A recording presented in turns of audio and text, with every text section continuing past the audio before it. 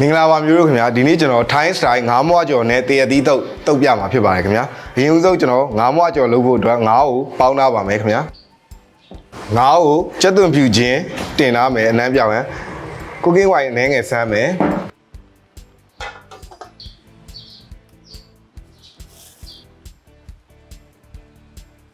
ကဲငါးပေါင်းတာရရင်အဆယ်ယူထားပါမယ်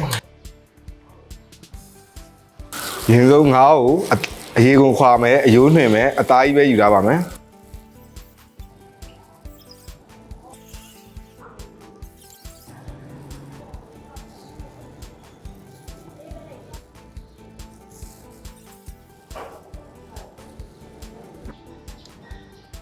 ငါးသားနှွင်ပြီးွားရင်ငါးသားမှာရှိတဲ့အရေတွေကိုညှစ်ချပါမယ်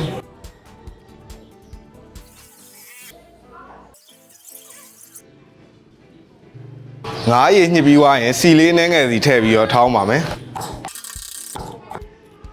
ငါးထဲကိုစားလေးနှဲငယ်ထည့်ပြီးထောင်းပါမယ်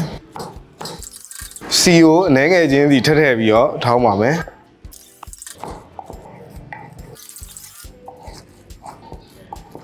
တရသီးတုတ်ရန်အတွက်တရသီးကိုရေခဲစိမ်ထားပါ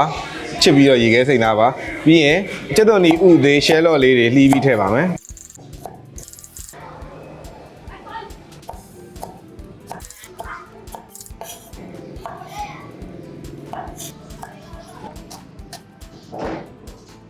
ပြုံးနန်းပြင်ထားပဲယူရီးယားထက်ညက်တစ်စုံထည့်ပါမယ်ငါးပြားကြီး3စုံထည့်ပါမယ် lime juice အနည်းငယ်ညှစ်ထည့်ပါမယ်ဒါယူရီးယား style ဆိုတော့အချင်းရတာလည်းပိုလိုလိုက်ချုံမုတ်လေးတစ်စုံထည့်ပါမယ်ပြီးရင်မှွေထားပါမယ်ခင်ဗျာငါးလေးတွေထည့်ပါမယ်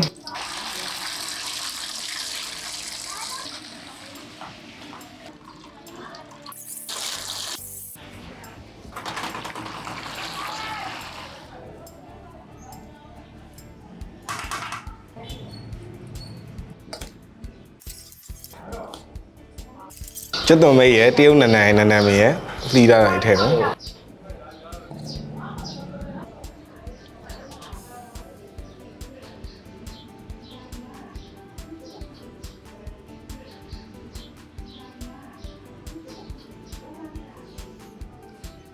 ကဲအခုဆိုရင်တော့အရန်ကျွတ်ရပြီအရန်မိုက်တယ်ထိုင်းဆိုင်ငါးမွားကျော်တုတ်ရန်ပလာရပါပြီခင်ဗျာ